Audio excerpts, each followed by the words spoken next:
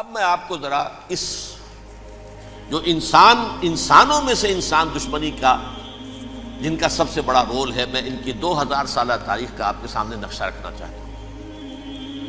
ان 1400 سال کا تو میں نے صرف 4 آپ کو پوائنٹس بتائے۔ موسیٰ سے عیسیٰ تک 1400 برس علیہ الصلوۃ والسلام، 2 مرتبہ عروج، 2 مرتبہ زوال، اشیریوں کے ہاتھوں پٹوائی، بابلیوں کے ہاتھوں پٹانا، گریکس کے ہاتھوں مرمت، رومنز کے ہاتھوں مرمت۔ یہ جو 2000 سال ہیں، کیونکہ اب تو ظاہر بات ہے 21ویں صدی شروع ہو گئی، 20 صدیاں حضرت مسیح کو پوری ہو گئیں۔ پہلی بات نوٹ کیجئے، حضرت مسیح کی پیدائش ہے سن 1 قبل مسیح۔ یہ نقطہ آپ نے کبھی سنا ہے یا نہیں؟ جب ملینیم کا سلسلہ شروع ہوا تھا پچھلے سال، تو میں نے بیان کر دیا تھا کہ ایک عجیب حساب کے اندر انہوں نے غلطی کی ہوئی ہے۔ حضرت مسیح کی پیدائش ہوئی 25 دسمبر کو، سن انہوں نے شروع کر دیا، جو اس کے بعد جنوری آئی تو پہلا سال شروع ہو گیا۔ اگر جنوری سے پہلا سال شروع ہوا تو یہ 6 دن جو ہے تو اس کے پچھلے سال میں تھے، لہذا کہا جائے گا کہ Jesus Christ was born 1 year before Christ, BC۔ تو 1 قبل مسیح میں حضرت مسیح کی پیدائش ہوئی۔ یہ آخری اسرائیلی نبی اور رسول۔ یہودی علماء کی مخالفت، دشمنی، سولی پر چڑھوا دینا میں بیان کر چکا ہوں۔ سن 33 عیسوی میں جبکہ حضرت مسیح کی عمر 33 برس تھی، اللہ تعالیٰ نے انہیں زندہ آسمان پر اٹھا لیا، لیکن یہودیوں نے اپنے خیال کے مطابق انہیں سولی پر چڑھوا دیا، ان کی موت واقع ہو گئی۔ اگرچہ اس کے بعد یہ اختلاف ہے ان میں، یہودی کہتے ہیں وہ سولی پر چڑھ گیا، ختم ہوا، مر گیا۔ عیسائی کہتے ہیں نہیں، انتقال ہوا ہے مسیح کا صلیب پر، لیکن پھر وہ دوبارہ زندہ ہو گئے ہیں۔ ان کی لاش ایک غار میں رکھ دی گئی تھی، وہاں ریزریکشن ہو گیا، ان کا باعث بعد الموت وہیں ہو گیا، اور پھر انہیں اللہ نے زندہ آسمان پر اٹھا لیا۔ تو ہمارے اور عیسائیوں کے درمیان نوٹ کر لیجئے، یہ چیز مشترک ہے کہ حضرت مسیح آسمان پر زندہ اٹھائے گئے۔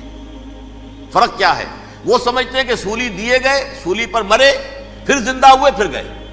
ہم سمجھتے ہیں کہ نہیں، وما صلبوہ وما قتلوہ، انہوں نے نہ صلیب دے سکے انہیں اور نہ انہیں قتل کر سکے، بل رفعہ اللہ الیہ، اللہ نے اٹھا لیا۔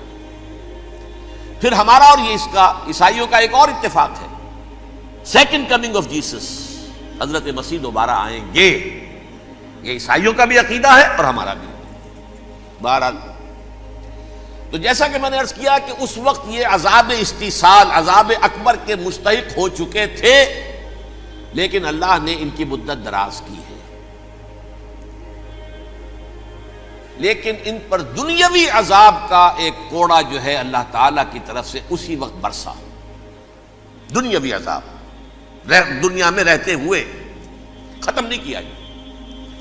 37 برس بعد حضرت مسیح کے رفع سماوی کے 37 برس بعد سن 70 میں یہودیوں نے بغاوت کی رومیوں کے خلاف۔ رومی ٹائٹس جنرل تھا ایک، اس نے پھر جو حملہ کیا ہے، 1,33,000 یہودی ایک دن میں قتل کیا یروشلم میں،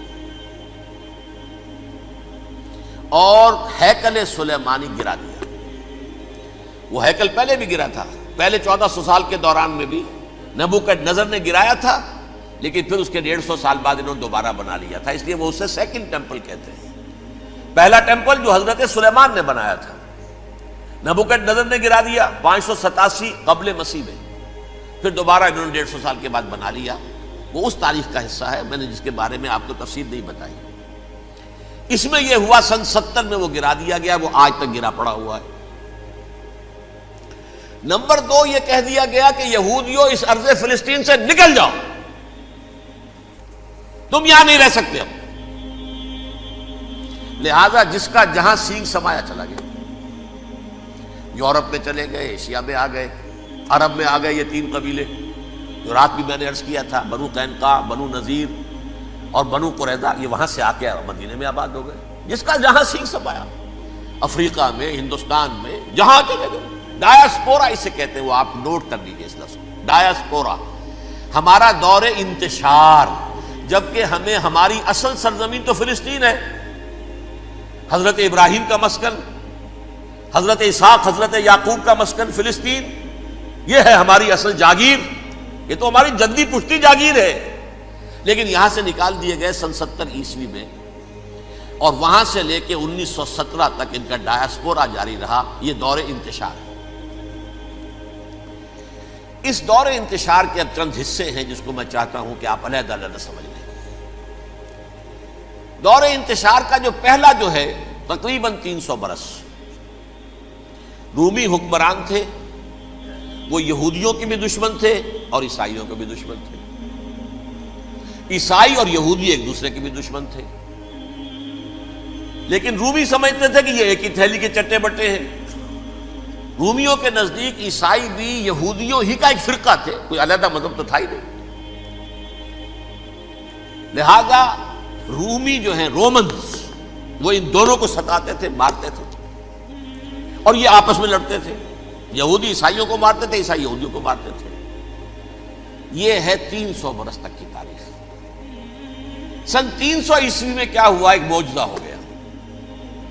بہت عظیم ایمپرر کانسٹینٹائن، قسطنطین اعظم، رومن ایمپررز میں سے بہت بڑا ایمپرر، وہ عیسائی ہو گئے۔ اب تو معاملہ بالکل تلپٹ ہو گیا، پوری سلطنت عیسائی ہو گئی۔ اب عیسائیوں کے عیش ہو گئے اور یہودیوں پہ مار پڑنی شروع ہوئی۔ اب عیسائیوں کا آپ خود سوچئے کہ جنہیں وہ خدا بنا بیٹھے ہیں، خدا کا بیٹا قرار دے رہے ہیں، ان کے قاتل کون؟ یہودی بدماش۔ لہذا ان کی وہ پٹائی شروع ہوئی ہے یورپ میں، پوری رومن امپائر میں انہیں ذلیل کیا گیا، شہروں میں آمد بند، علیحدہ رہو، گھیٹوز کے اندر رہو۔ یہودی کا نام جو ہے وہ گالی بن گیا، جیسے آج بھی یہودی گالی کہتے ہیں، جیسے خنزیر کا لفظ، آخر وہ بھی اللہ کی مخلوق ہے، لیکن آپ کو معلوم ہے کوئی شخص زبان پر نام نہیں لانا چاہتا خنزیر کا، سور کا، ہے تو مخلوق وہ بھی ایک حیوان ہے۔ ایسے ہی یہ ہے یہودی گالی، جیو گیوٹ گالی۔ لہذا ایک طرف تو ان دونوں کے درمیان دشمنی، جس کو قرآن کہتا ہے وَأَغْرَيْنَا بَيْنَهُمُ الْعَدَاوَةَ وَالْبَغْضَاءَ، ہم نے ان کے مابین دشمنی جو ہے پیدا کر دی ہے۔ اور جب یہ پوری سلطنت عیسائی ہو گئی تو قافیہ تنگ ہو گیا یہودیوں کا۔ اب آئیے 571 عیسوی، یعنی جبکہ ڈایاسپورا کو کتنا عرصہ ہو چکا تھا؟ 500 برس۔ سن 70 سے شروع ہوا ڈایاسپورا، جب ٹائٹس نے گرایا ہے ہیکل کو اور نکال باہر کیا انہیں فلسطین سے، بھاگ جاؤ یہاں ایک یہودی بھی نہیں رہے گا، فلسطین سے نکال دیے گئے۔ اس کے پورے 500 برس بعد سن 571 عیسوی میں حضور کی پیدائش ہوئی، ولادت با سعادت محمد الرسول اللہ صلی اللہ علیہ وسلم۔ 610 میں آپ پر وحی کا آغاز ہوا، لیکن حضور کے ساتھ ان کا معاملہ کیا رہا؟ اول تو جبکہ حضور ابھی مکے ہی میں تھے، یہودیوں نے ریشہ دوانیاں شروع کر دی حضور کے خلاف۔ قریش مکہ کو سکھاتے تھے، پڑھاتے تھے، ان سے یہ پوچھو، ان سے یہ پوچھو، انہیں اس طرح تنگ کرو، ان سے یہ امتحان لو، یہ آپ کے علم میں ہے۔ سورہ بنی اسرائیل میں، سورہ کہف میں وہ سوالات، جو امتحانی سوالات آئے تھے، ذوالقرنین کون تھا، اصحاب کہف کون تھے، تم رسول بنے پھرتے ہو تو بتاؤ، اور یہ روح کی حقیقت کیا بتاؤ، یہ ساری ریشہ دوانیاں کر رہے تھے بیٹھے ہوئے ابھی وہیں پر، حضور ابھی پہنچے بھی نہیں۔ ہجرت فرما کر حضور تشریف لے آئے تو حضور نے، جسے ماسٹر سٹروک کہا جائے گا، یعنی اسٹیٹس مین شپ کا ماسٹر سٹروک، آپ نے مدینے میں آتے یہودیوں کے ساتھ پیکٹ کر دیا، جوائنٹ ڈیفنس پیکٹ آف مدینہ، کہ اگر مکے والے ہم پر حملہ کریں گے تو ہم مل جل کر ایک قوم کی حیثیت سے مقابلہ کریں گے۔ یہ میثاق مدینہ کہلاتا ہے، جس کے بہت غلط معنی پہنائے جا رہے ہیں آج کل۔ بہرحال میں موضوع میرا چونکہ یہ نہیں، میں ادھر نہیں جاؤں گا، لیکن ہوا کیا؟ ہر مرتبہ یہ خیانت کے مرتکب ہوئے، ان نے جو عہد کیے تھے ان سے پھرے، اندر ہی اندر سازش، ریشہ دوانی، حضور کی بدترین دشمنی۔ سورہ نساء کی آیت نمبر 12 میں 14 میں 13 میں فرمایا ہے لا تزال تطلع علی خائنۃ منہم، اے نبی ہمیشہ آپ کے علم میں ان کی طرف سے خیانتیں، بددیانتیاں آتی رہیں گی. اور بار بار وہ مسلسل جنگ کی آگ بھڑکاتے تھے. قریش کو دعوت دیتے، آؤ آؤ آؤ ہم اندر سے بغاوت کر دیں گے، تم آؤ تو صحیح، ختم کریں محمد کو اور اہل ایمان کو صلی اللہ علیہ وسلم رضی اللہ تعالی عنہم اجمعین. لیکن پھر جب وہ آتے تھے تو یہ دبک جاتے تھے، ان میں ہمت نہیں تھی، میدان کے مرد نہیں رہے تھے. یہ سورہ حشر میں ان کا نقشہ کھینچا گیا ہے. کھلے میدان میں مقابلے کی اس کے اندر صلاحیت ہی نہیں. یہ تو فصیلوں کے پیچھے سے، جیسے عورتیں کہیں دیہات میں لڑائی ہوتی ہے تو مرد جو ہے گلیوں میں لڑتے ہیں، عورتیں اوپر سے پتھر پھینکتی ہیں، بس وہ کام یہ کر سکتے تھے. من ورائے جدر، فصیلوں کے پیچھے سے، جنگ میں میدان میں نہیں آ سکتے. بہرحال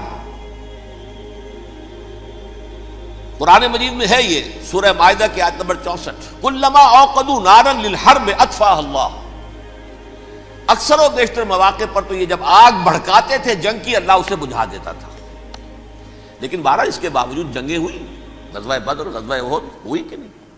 یہ ساری اصل شرارت ہوئی. اور اس کے نتیجے میں حضور نے پھر ایک ایک کر کے 3 قبیلوں کو سزا دی. غزوہ بدر کے فوراً بعد بنو قینقاع نکالے گئے مدینے سے، غزوہ احد کے فوراً بعد بنو نذیر نکالے گئے، اور غزوہ احزاب کے بعد بنو قریظہ نکال دیے گئے. یہ تو میں نے آپ کے سامنے رکھ دیا صرف حضور کے زمانے میں ان کا کیا رویہ رہا. دشمن، رات بھی ہم نے وہ آیت پڑھی تھی، لَتَجِدَنَّ أَشَدَّ النَّاسِ عَدَاوَةً لِلَّذِينَ آمَنُوا الْيَهُودُ وَالَّذِينَ أَشْرَكُوا. اہل ایمان کی دشمنی میں شدید ترین تم پاؤ گے یہودیوں کو اور مشرکین. مشرکین بھی بعد میں ہے، پہلے یہودی. حضور کے بعد کیا ہوا اب یہ نوٹ کیجئے، یہ ان کی تاریخ کا دوسرا دور. حضرت عمر رضی اللہ تعالیٰ عنہ کا عہد خلافت ہے. بیت المقدس کا محاصرہ کیا گیا، فصیل بڑی اونچی، شہر اندر سے سیلف سفیشینٹ، حملے کا راستہ کوئی نہیں. محاصرہ طول کھینچ رہا ہے لیکن ان کے پاس رسد بھی موجود ہے، پانی بھی موجود ہے، وہ دروازے بند کر کے بیٹھے ہوئے. بالآخر اللہ تعالیٰ کی مشیت کا ظہور کیسے ہوا؟ ان کے کچھ علماء آئے فصیل پر، کہا دیکھو مسلمانوں، تم قیامت تک بھی یہاں پڑے رہو گے محاصرہ کر کے، ہمارا یہ شہر فتح نہیں ہوگا. ہاں ایک درویش بادشاہ کے ہاتھوں یہ شہر فتح ہونا ہے، لیکن تمہارے اندر ہمیں وہ نظر نہیں آ رہا. ابو عبیدہ بن الجراح رضی اللہ تعالی عنہ، امین هذه الامہ، ان کا فوراً ذہن گیا وہ درویش بادشاہ مدینے میں بیٹھا ہوا ہے عمر رضی اللہ تعالی. اب ایک اور عمر بھی ہے جو قندھار میں بیٹھا ہے. نقشہ وہی ہے، سادگی کی حد تک نقشہ وہی ہے، بالکل وہی، اپنی آنکھوں سے دیکھا وہی سادگی. عمر اول، عمر ثانی تھے عمر بن عبد العزیز. اب ایک اللہ کے فضل سے اللہ تعالیٰ ایدہ اللہ بنصرتہ، اللہ تعالیٰ ان کی نصرت فرمائے، دشمنوں کو ان کے مقابلے میں نیست و نابود کرے. انہوں نے ریکویسٹ بھیج دی کہ حضور تشریف لائیے، یہ شہر فتح ہو جائے گا. وہ ہے سفر تاریخی، اتنا طویل سفر، تقریباً 700 میل، ایک اونٹ، ایک خادم، ایک منزل پہ امیر المومنین اوپر بیٹھے، خادم آگے چل رہا ہے، اگلی منزل پہ خادم اوپر بیٹھا ہے، امیر المومنین آگے جا رہے ہیں. اور جب پہنچے ہیں تو وہ باری تھی خادم کی. انہوں نے ہاتھ جوڑ دیا، حضور خدا کے لیے تم کیا کہیں گے لوگ، وہ میرا برا حال کر دیں گے، تمہیں شرم نہیں آئی؟ امیر المومنین پیدل آگے چل رہے ہیں نکیل پکڑ کر، اور تم بیٹھے ہو اوپر براجمان ہو. حضرت عمر فرمایا الدور دورک، نہیں باری تمہاری ہے، بیٹھ. اس حال میں پہنچے ہیں. اور پھر یہ کہ ابو عبیدہ بن الجراح آئے ہیں، استقبال کیا ہے تو دیکھا ہے اس حال میں چلے آ رہے ہیں. عمر نکیل پکڑے ہوئے چلے آ رہے ہیں، اور کہتے ہیں کہ کہیں کیچڑ ویچڑ تھا، جوتے خراب ہو گئے تھے، وہ بھی اتار کے ہاتھ میں پکڑے ہوئے، کپڑے تو تھے ہی پھٹے ہوئے. انہوں نے کہا بھی حضرت ابو عبیدہ نے، دیکھیے یہ بڑا متمدن ملک ہے، بڑا مہذب علاقہ ہے یہ، آپ ذرا حلیہ اپنا دوست فرما لیں تب جا کے پیش ہم آپ کو کریں گے. آپ نے فرمایا نحن قوم اعزنا اللہ بالاسلام، ہم وہ قوم ہیں جنہیں اللہ نے عزت دی ہے اسلام کے ذریعے سے. کپڑوں کے ذریعے سے نہیں، دولت کے ذریعے سے نہیں۔ اسی حال میں گئے ہیں، اوپر سے انہوں نے کھڑے ہو کر نشانیاں دیکھی ہیں، اپنی کتابیں کھولی، ہاں یہ وہی ہے، اچھا لو جی سرنڈر، شہر تمہارے ہاتھ میں۔ خون کا ایک قطرہ نہیں بہا اور بیت المقدس فتح ہو گیا۔ لیکن اس وقت حضرت عمر نے ایک نرمی یہ کی کہ یہودیوں کے لیے بھی اسے اوپن سٹی قرار دے دیا۔ یہ احسان عظیم حضرت عمر کا، اس سے پہلے یہودی آ ہی نہیں سکتا تھا، داخل ہی نہیں ہو سکتا تھا، وہاں وہ آ کر وزٹ نہیں کر سکتا تھا، زیارت نہیں کر سکتا تھا اپنے مقدس مقامات کی۔ حضرت عمر نے یوں سمجھیے کہ تقریباً 550 برس کے بعد ان کے لیے راستہ کھولا ہے کہ ہاں تم آ سکتے ہو، زیارت کر سکتے ہو۔ لیکن یہ عیسائیوں نے لکھوایا معاہدے کے اندر، انہیں یہاں آپ آباد ہونے کی اجازت نہیں دیں گے، لیکن کم وزٹ دی پلیسز، دیکھیں زیارتیں کریں اور جائیں۔ یہ معاہدہ حضرت عمر کا ہے رضی اللہ تعالیٰ، جو پھر خلافت راشدہ کے بعد بنو امیہ نے بھی اس کو آنر کیا، بنو عباس نے کیا، پھر جو ہمارے یہ ترکوں میں اندر خلافت آئی تو ترک خلفاء نے بھی اس معاہدے کی پوری پابندی کی۔ فلسطین میں آ سکتے ہیں یہودی صرف زائرین کی حیثیت سے، وہاں آباد نہیں ہو سکتے۔ اب آئیے اگلا دور آیا حضرت عثمان کا دور خلافت۔ یہ ہے وہ وقت کہ اب یہود نے امت مسلمہ کی پیٹھ میں چھرا گھونپا۔ وہ کیسے؟ ایک یہودی عبداللہ ابن سبا اسلام کا لبادہ اوڑھ کر آ گیا، معاشرے کا جائزہ لے لیا، ان میں بنو ہاشم اور بنو امیہ میں جو پرانی کشاکش تھی اس کے کچھ نہ کچھ جراثیم باقی ہیں، اگر ان کو ذرا بھڑکا دے تو مسلمانوں میں انتشار پیدا ہو جائے۔ کہا یہ عثمان کون ہے؟ یہ تو بنو امیہ میں سے ہے، یہ حق تو بنو ہاشم کا ہے، خلافت ان کے پاس ہونی چاہیے، محمد کے تو رشتہ دار وہ ہیں صلی اللہ علیہ وسلم۔ عوام الناس کے اندر بات پھیلنی شروع ہوئی، پھر ایک بڑی سازش کے انداز میں حضرت عثمان کے خلاف پروپیگنڈا، حضرت عثمان کے جو عاملین تھے، گورنر تھے، ان کے خلاف پروپیگنڈا، اور ایسی ہوشیاری کرتے تھے کہ کوفے میں کوفے کے حاکم کے خلاف کچھ نہیں کہنا، اجی مصر میں یہ ہو رہا ہے، اجی شام میں یہ ہو رہا ہے، اجی یہ جو عثمان ہے وہ یہ کر رہا ہے، یہ ظلم ہو رہا ہے، یہ لوٹ مار ہو رہی ہے، یہ خیانتیں ہو رہی ہیں۔ اب نہ تو اس زمانے میں مینز آف کمیونیکیشن، کیسے تصدیق کریں؟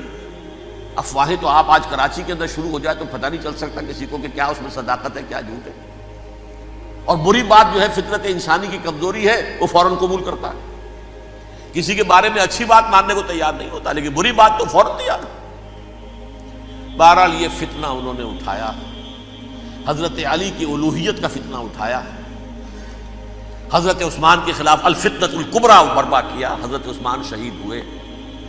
اس کے بعد 5 برس تک مسلمان ایک دوسرے کی گردنیں کاٹتے رہے، باہمی خانہ جنگی ہوئی، امت کو وہ زخم لگایا ہے جو آج تک جس سے خون رس رہا ہے۔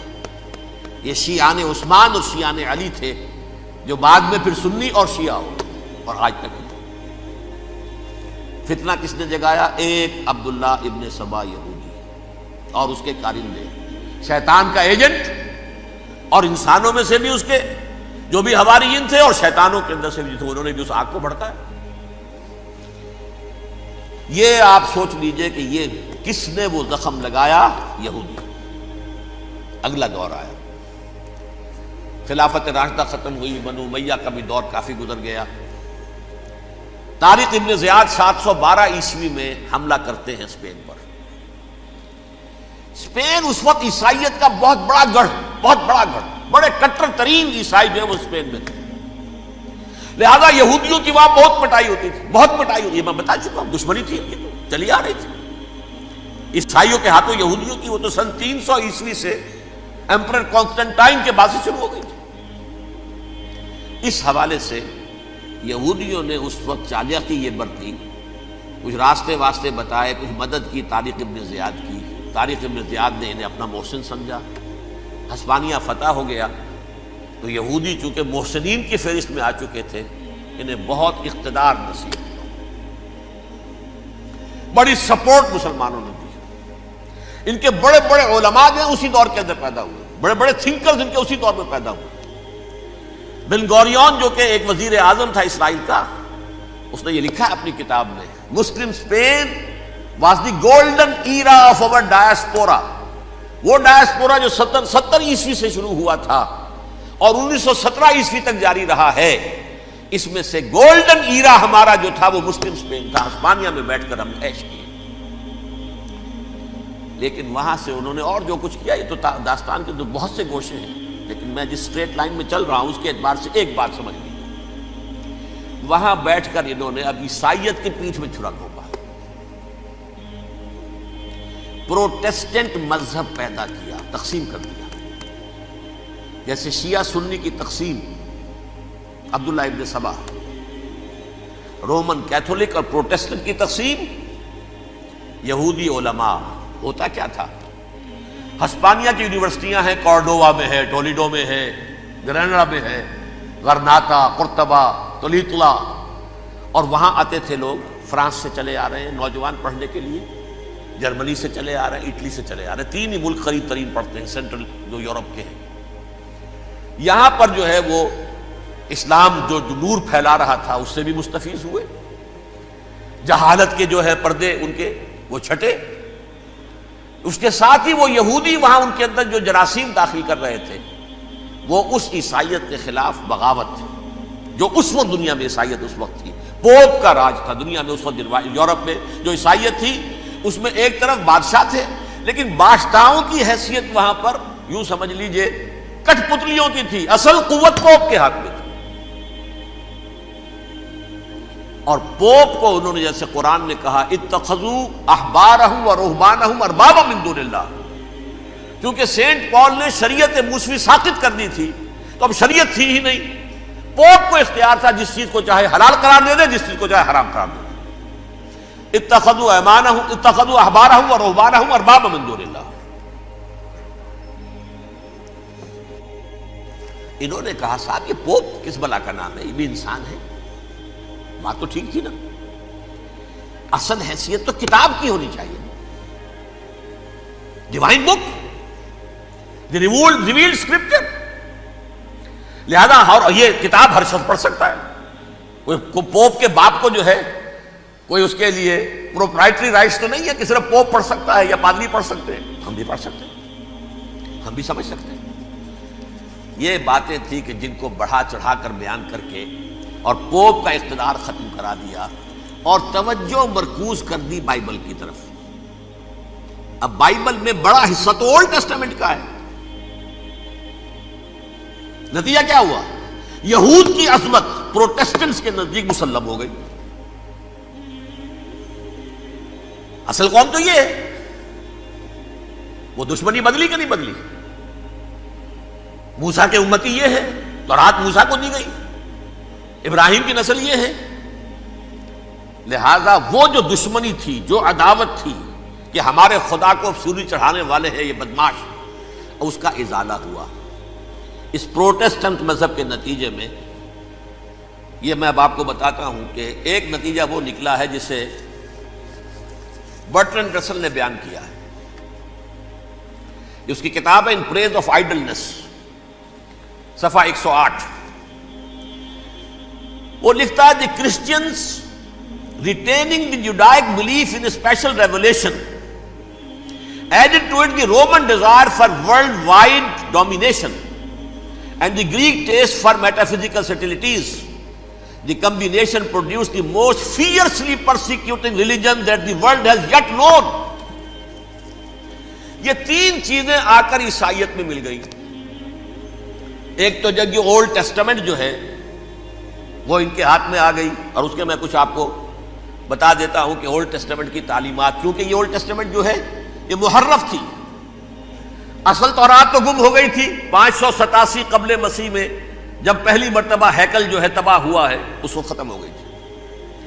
اس کے کوئی 150 سال کے بعد انہوں نے یادداشتوں سے مرتب کر کے لکھی ہے. اب اس میں ان کے اپنے خیالات، اپنے امانی، اپنی توجیحات وہ شامل ہو گئی.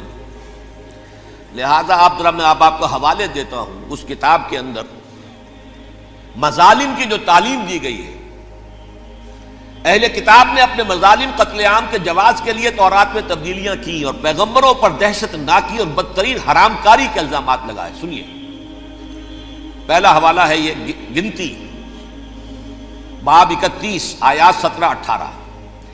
اس لیے ان بچوں میں جتنے لڑکے ہیں سب کو مار ڈالو، اور جتنی عورتیں مرد کا منہ دیکھ چکی ہیں ان کو بھی قتل کر ڈالو، لیکن ان لڑکیوں کو جو مرد سے واقف نہیں اور اچھوتی ہیں اپنے لیے زندہ رکھو. یہ کسی اللہ کی کتاب کا یہ جملہ ہو سکتا ہے؟ کسی ریویل بک کا؟ اور سنیے، یہ ہے استثناء ڈیٹرانومی باب 20 آیت 16-18. پر ان قوموں کے شہروں میں جن کو خداوند تیرا خدا میراث کے طور پر تجھ کو دیتا ہے، کسی ذی نفس کو جیتا نہ بچا رکھنا، جیسا خداوند تیرے خدا نے تجھ کو حکم دیا بالکل نیست کر دینا. مرد، عورتیں، بچے، بوڑھے سب ختم. یہ کتاب مقدس ہے. اور سنیے، سموئیل باب 27 آیت نمبر 9. اور داؤد نے اس سرزمین کو تباہ کر ڈالا اور عورت مرد کسی کو جیتا نہ چھوڑا.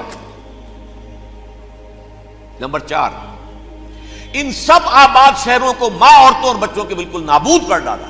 کتاب استثناء باب 3 آیت 6. یہ ہے جو کہہ رہا ہے برٹرنڈ رسل، کرسچینٹی میں آ کر اب یہ 3 چیزیں شامل ہو گئی. ایک تو یہ باربیرین یہ تعلیم جو ہے، اور یہ مذہب کے نام پہ تعلیم، یہ کتاب مقدس کی تعلیم. نمبر 2، رومنز کے اندر جو ایک تمنا تھی ورلڈ ڈومینیشن کی، وہ عیسائیت کے اندر آ گئی. اس لیے کہ پوری رومن امپائر جو ہے عیسائی ہو گئی، تو اسے وراثت کے اندر ورلڈ ڈومینیشن کی جو ایک تمنا تھی وہ مل گئی. اور پھر یہ کہ انہوں نے جو توہمات تھے یونانیوں کے، ان کو بھی اپنے ہاں مختلف شکلوں کے اندر جمع کر لیا. ان 3 چیزوں کا the combination produced the most fiercely persecuting religion that the world has yet known. اس کے نتیجے میں دنیا میں تاریخ انسانیت کے اندر جو بدترین خوخار ترین مذہب ہو سکتا ہے وہ شکل عیسائیت نے اختیار کی. اور اس کا مظہر عتم کیا تھا؟ نوٹ کیجیے، صلیبی جنگیں. ایک بات ٹائم ٹیبل کے اعتبار سے نوٹ کر لیجئے گا. فرسٹ ملینیم ختم ہوا، سیکنڈ شروع ہوا. ان کے 1000 سال ختم ہوئے تو 11ویں صدی میں سیکنڈ ملینیم شروع ہوا، تو پہلی صلیبی جنگیں ہوئی. لاکھوں مسلمان قتل کیے. صرف یروشلم کے اندر اتنا خون بہایا ہے کہ خود ان کے ہسٹورینز لکھتے ہیں کہ جب ان صلیبیوں نے جب گھوڑوں کے ساتھ وہ چل رہے تھے گلیوں میں، تو ان کے گھوڑوں کے گھٹنوں تک خون کی ندی بہ رہی تھی.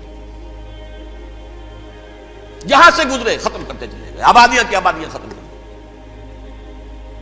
اگرچہ اس کروسیڈ میں گیہوں کے ساتھ گھن بھی پسا، یہودی بھی بہت مارے گئے. یہ فرانس سے، جرمنی سے جب یہ کروسیڈرز آ رہے تھے، 3000 میل کا سفر طے کر کے آئے تھے. سوچئے تو صحیح. اربن ثانی پوپ جو تھا، آگ لگا دی تھی اس نے پورے یورپ کے اندر. شرم سے ڈوب مرو، تمہارے مقدس علاقے مسلمانوں کے ہاتھ میں. انفیڈلز، یہ کافر، یہ مرتد، یہ ملحد.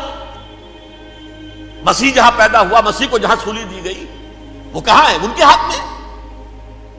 وہ آگ لگائی ہے، 3000 میل کا فاصلہ طے کر کے یہ قومیں آئی ہیں، اور جو تباہی مچائی ہے.